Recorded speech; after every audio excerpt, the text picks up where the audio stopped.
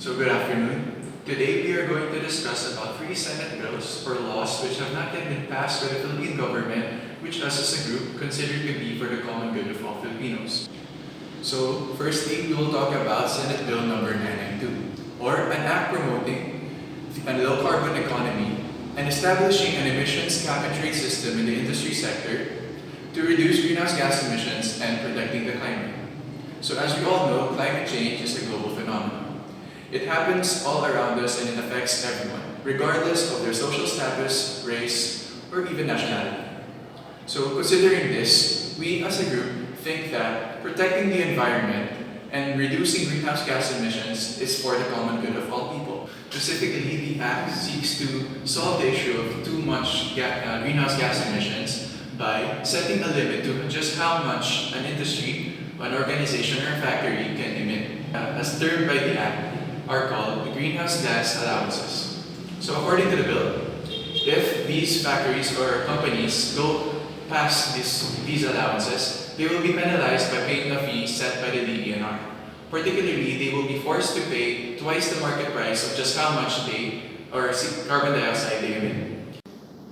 Secondly, we have Senate Bill number 25, or the National Land Use Act. So it was first proposed by the National Land Use Committee in 2013. However, even until now, it is still not passed by the government. It was stated as one of the top priorities by President Rodrigo Duterte in his 2017 State of the Nation address, or SONA. So what exactly does this bill hope to do? Well, it seeks to harmonize sector-specific land use policies and institutionalize land use planning. So basically, it aims to classify pieces of land or specific areas of land according to its purpose. For example, if one land is designated as for agriculture, then that land will be used for agriculture. It cannot be used for any other purposes such as commercial or market. So how exactly is this for the common good? Well, we as the Filipino people benefit from our natural resources and our environment. Through this bill, we will be able to manage and measure our natural resources more effectively and efficiently, especially now at a time when our resources are scarce.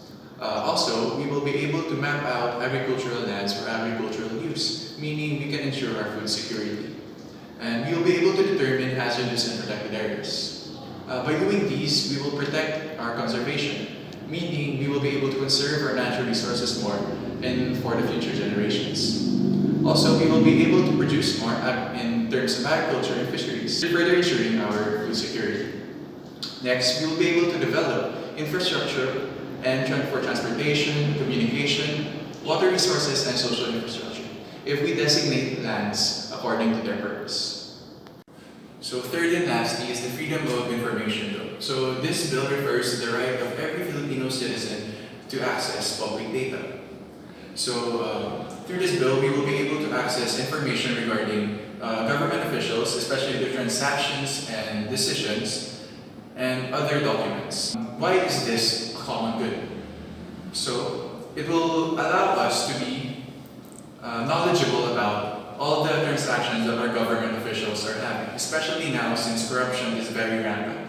So this will allow us, supposedly, a way to know if the funds of our government, if our taxes are being used for the right things, and if they are being used for the Filipino people and not for the government's own use. So this allows us not to be in the dark, and it allows more visibility for the government, which is important, especially in a democratic society. As of today, the bill is already enacted, but only encompasses the executive branch of the government, meaning only the president, vice president, and the cabinet's files are open to the public. Luckily, Senator Grace has filed for a reopening of the bill, meaning she pushes to include the legislative and judiciary branches of the government, further increasing the amount of data we are able to access.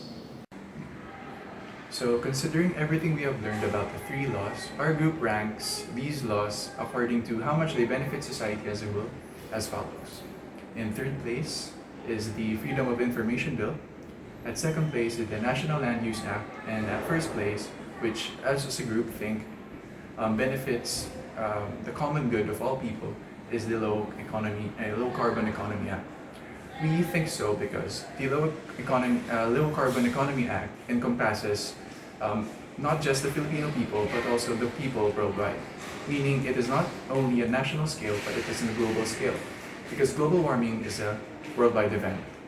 It is not only constricted or confined to the Philippines. All countries all across the globe are affected by this phenomenon.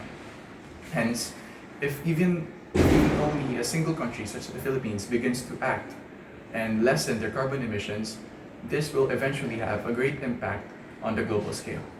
This is why we believe that the Low Carbon Act is a benefit for the common good of all people.